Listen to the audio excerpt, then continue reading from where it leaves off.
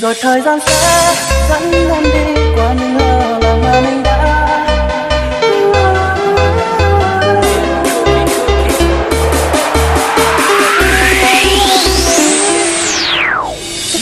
Em khép đi sau lâu anh mỗi ngày, một đời yêu thương trong em chẳng đã thay tên. Khi yêu đương con tim vẫn luôn chật chội, nên em đặt anh ra xa lòng ngược sâu đắn đo. Nhiều hôm đôi mới để có thể nói em vẫn ngây thơ, để có thể nhắm mắt mà yêu đắm đuối vào một lần sâu lắng em tất cả những điều ngọt ngào nhất mà đôi tay nâng niu bấy lâu. Rồi thời gian sẽ dẫn em đi qua những lỡ làng mà mình đã giấu đi như chưa từng ngồi lạnh theo hơi ấm nhạt màu. Giờ bóng tôi anh xa em dứt khoát đi, Ngồi lạnh theo hơi ấm nhạt màu. nơi đâu cho em thật sự yên lầy.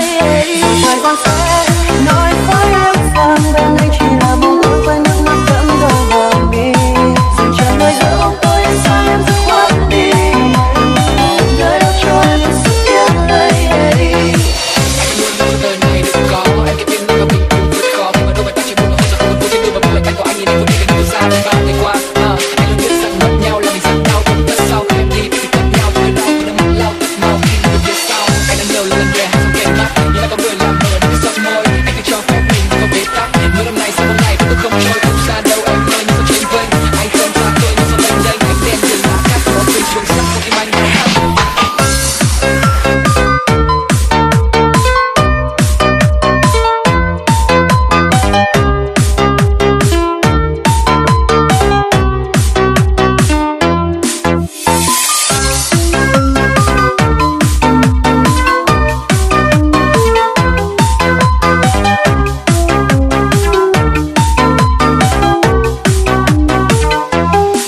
rồi thời gian sẽ dẫn em đi qua những